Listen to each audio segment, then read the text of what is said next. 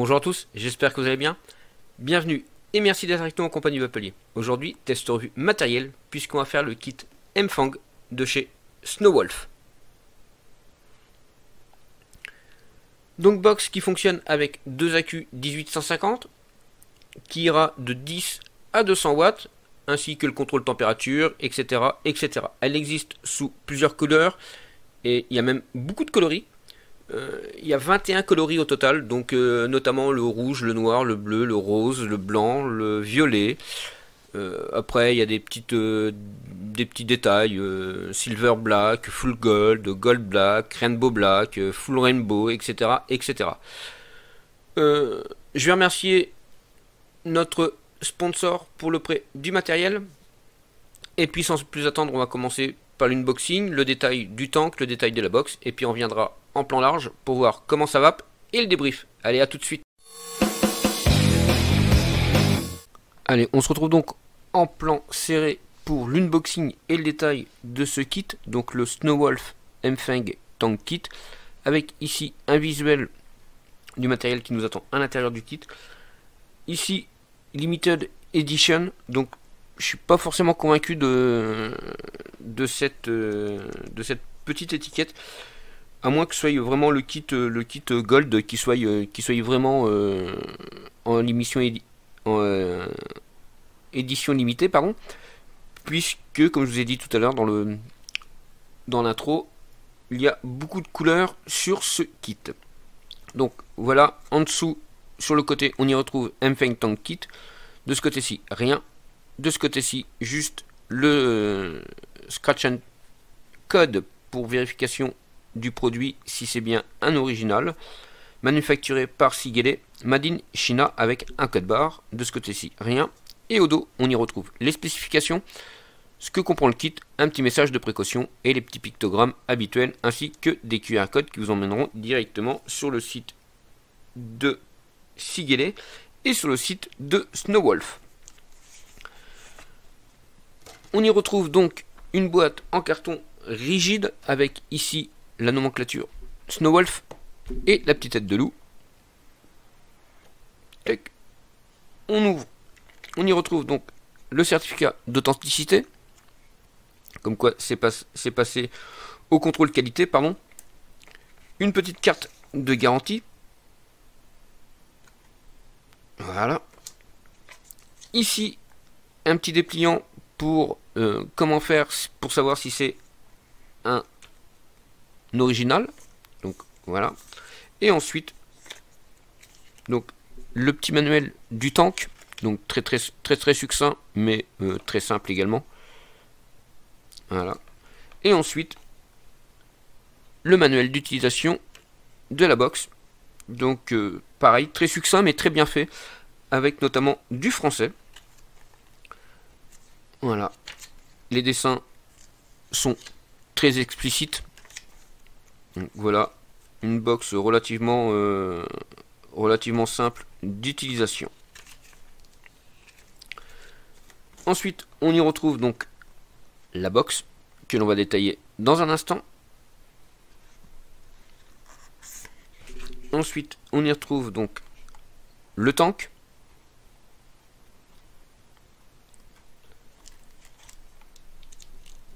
Un kit de joint et un deuxième Pyrex en bubble.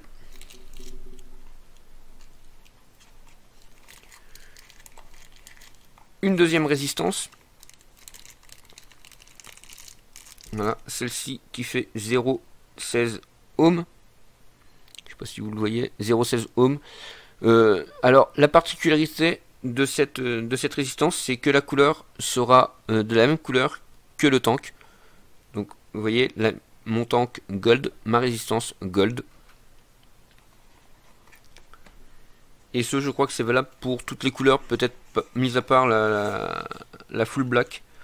Et ensuite, un petit cordon USB. Alors pour le coup qui est relativement long, c'est pas mal. Avec la petite tête de loup dessus, micro USB et qui est relativement rigide, hein. C'est plus les cordons qu'on avait il y a quelques temps. Allez, on se retrouve tout de suite pour le tank. Allez, on se retrouve donc pour le descriptif du tank de chez Snowwolf. Donc, il fait 25 mm de diamètre pour une hauteur de 45 mm avec une contenance de 6 ml. On va commencer par parler du drip tip 810 en résine, maintenu par deux beaux joints, deux beaux rings qui permet de bien maintenir au niveau du top cap et ça tient relativement bien. Ensuite, ici, on va venir dévisser tout simplement pour accéder au remplissage du réservoir, donc remplissage par le haut, qui se fait aisément avec toutes sortes de pipettes, aussi bien les PET que les pipettes verres, etc., etc. Ensuite, eh bien, en dessous, donc c'est un alliage de zinc, je crois. J'ai pas beaucoup plus d'informations que ça. Ici, Pyrex de bonne facture, hein, relativement épais, pas de bord tranchant. Muni de 3 gros airflow réglables. Attendez que je fasse la mise au point. Tac, c'est un peu mieux comme ça. Donc 3 airflow, 1, 2 et 3. Résistance ici de 0,20 ohms et celle qu'il y a dans le packaging de 0,16 ohms avec des arrivées de liquide donc relativement importantes. Donc cette résistance est donnée pour 60 watts à 150 et on voit bien que c'est une 0,2 ohms et ici avec le petit logo de chez Snowwolf. On va pas trop s'attarder sur le tank parce qu'il n'y a pas besoin de s'y attarder, il n'y a pas énormément d'innovation sur ce tank. On va s'attarder un petit peu plus sur la box que je vous présente maintenant. Donc on va s'attarder un petit peu plus sur la box qui mesure 92 mm de hauteur pour 49 mm de large et sur une épaisseur ou profondeur de 30 mm. Elle fonctionne avec deux accus 18-650. On va de 10 watts à 200 watts. On va de 100 watts, de 100 degrés Celsius pardon, à 300 degrés et de 200 degrés Fahrenheit à 750 degrés Fahrenheit. Elle pèse environ 250 grammes. Voilà, avec le petit logo avec la tête de loup qui est bien en relief. Alors pour le coup, on peut dire que c'est pas mal fait, c'est pas mal. Après, faut aimer. On aime ou on n'aime pas ce style. Moi, forcément, c'est pas trop ma came parce que je trouve que ça fait un peu bling bling comme box. Enfin, du moins sur cette couleur-là. Après, les autres couleurs, je peux pas trop vous dire parce que je les ai pas eu en main. Je les ai vus sur comme beaucoup sur des photos.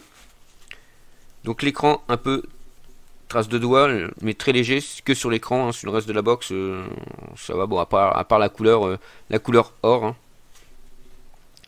Donc voilà. On va y mettre deux accus 1850, donc un capot qui tient relativement bien grâce aux trois aimants. Donc pas d'aimant ici puisque c'est là qu'on va venir chercher pour l'ouverture. Donc on fait attention au sens de polarité. Donc ici on fait attention au sens de polarité comme je disais. Ici voilà, maintenu sur ressort les plots. Donc le plus en haut et le moins en haut. La box s'allume automatiquement avec plusieurs informations. Donc première information, la puissance de l'atomiseur en ohm, le watt, ici on voit qu'on est en watt, le N qui nous indique qu'on est en normal. Alors on le voit pas trop bien à l'écran, mais ici c'est tout en bleu. La puissance de l'atomiseur en ohm, c'est en orange, ainsi que le watt en orange. Et le reste, c'est tout en bleu, avec le petit N qui est en vert sur l'écran. Donc ici, un indicateur de batterie, ici, pour locker. Alors, on a une première fonction sur ce mode. Donc, le switch qui est plutôt pas mal, puisque on peut switcher des deux côtés, aussi bien en haut qu'en bas. On va naturellement appuyer sur le bouton plus qui se situe ici, et sur le switch. Et voilà, on a le voltage restant dans nos batteries, donc batterie 1 et batterie 2. Ensuite, pour verrouiller la box, on va venir appuyer sur le moins et ensuite sur le bouton Fire.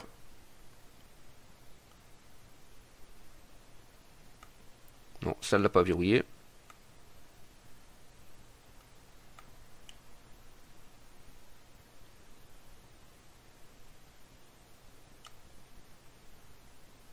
Voilà. Il faut appuyer en même temps et non pas appuyer l'un après l'autre. On va venir déverrouiller. Et voilà. En appuyant sur le plus et moins, eh ben, il ne se passe rien que pour le contrôle température. Ensuite, pour rentrer dans le menu, on va faire 3 clics sur le bouton Fire. 1, 2, 3. Donc là, on a tout simplement le mode qu'on va venir valider avec le bouton Fire. Ici, donc, on est en Power.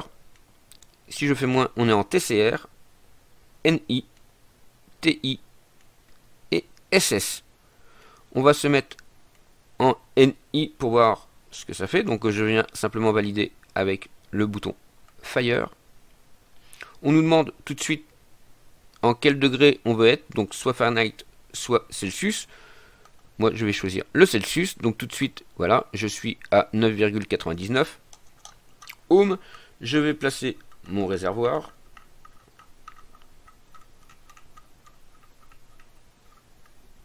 Tac. Et là, je vais venir appuyer sur les deux boutons, plus et moins. Voilà. Donc là, on me demande de verrouiller ma résistance ou tout simplement de la lire. Ben, moi, je vais simplement la lire. Je vais valider avec le bouton Fire. Et donc là, j'ai une résistance à 0,21 ohms. Bon, c'est pas une résistance pour le contrôle de température. Donc, on va changer le mode. 1, 2, 3. On valide et on va se mettre en Power. Voilà. Ensuite, on retourne dans le menu et on va faire tout simplement écran. Donc screen. Donc là, on a le choix entre deux écrans. Donc soit celui-ci avec pas mal d'informations, enfin pas mal d'informations habituelles, et ici, voilà, très succinct. Donc juste la valeur en ohm, la puissance et un peu notre batterie. Donc moi c'est pas celui-là que je vais choisir celui que j'avais auparavant. Donc on retourne sur le menu. Là, le 7. On y va. Donc Power Saving. Alors Power Saving, ça va être un mode qui va nous permettre d'économiser un petit peu la charge de nos accus. Donc on va sélectionner le mode On. Et là, naturellement, quand je vais switcher, eh ben, l'écran va tout simplement s'éteindre. Voilà. Et vu, je switch, l'écran s'éteint. On retourne sur le 7. Et ensuite, vous avez votre preheat. Donc, soit en mode hard, normal, soft ou user. Donc, on va choisir user pour voir ce que ça donne. Et là, tout simplement, eh ben, je vais venir voilà, baisser ou monter sur les 0,10 secondes. Je peux augmenter, voilà, sur combien de temps je le veux, et ainsi de suite.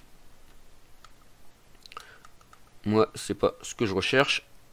7 preheat. Et moi, je vais me mettre en mode normal. On retourne sur le menu. Et tout simplement, le dernier mode, exit. Voilà, donc box relativement simple, il n'y a rien de compliqué. Ici, on a le port USB qui va servir à recharger vos accus.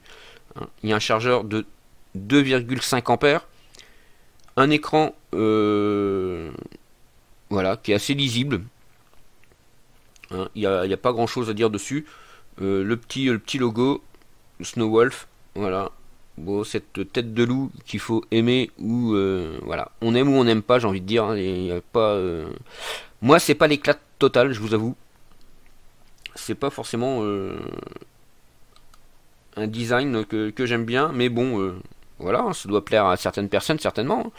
Par contre, ça sort relativement bien. C'est juste, voilà, c'est collé dessus. Box qui est faite en alliage de zinc. Et puis voilà, allez, on se retrouve tout de suite en plan large pour voir comment ça va et le débrief du Vapelier.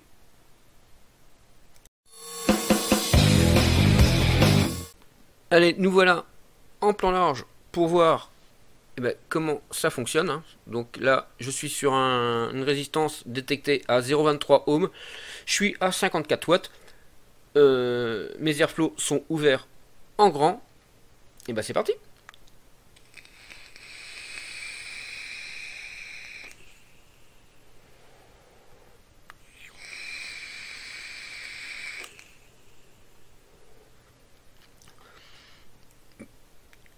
Bon ça fonctionne plutôt pas mal. Je vais voir en fermant l'airflow de moitié.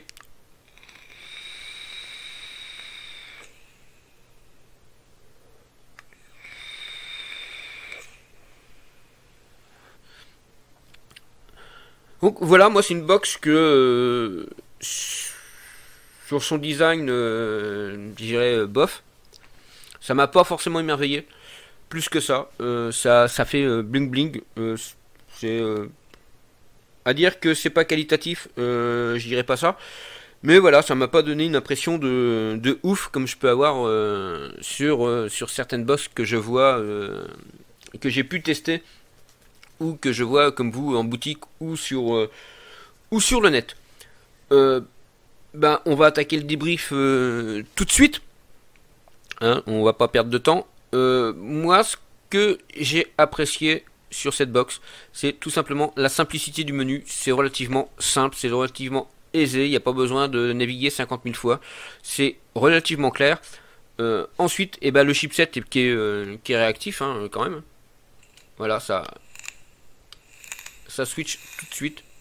Qu'on appuie aussi bien en bas du Fire que en haut. C'est vraiment très très réactif. Ce que j'ai beaucoup moins aimé, c'est d'une part les résistances. Les résistances pour moi qui sont un peu basses. J'ai pas l'habitude de vaper à 0,15 ou 0,20 ohms. Donc personnellement je les trouve un peu basses. Et puis après moi j'ai trouvé que le design de la box faisait un peu bling bling. C'est mon avis personnel une fois de plus. Donc voilà. Au sein du Vapelier, cette box a obtenu la note de 3,9 sur 5. Donc voilà, la vidéo touche à son terme. Je vous souhaite une bonne journée, une bonne vape, et je vous dis à bientôt pour de nouveaux tests.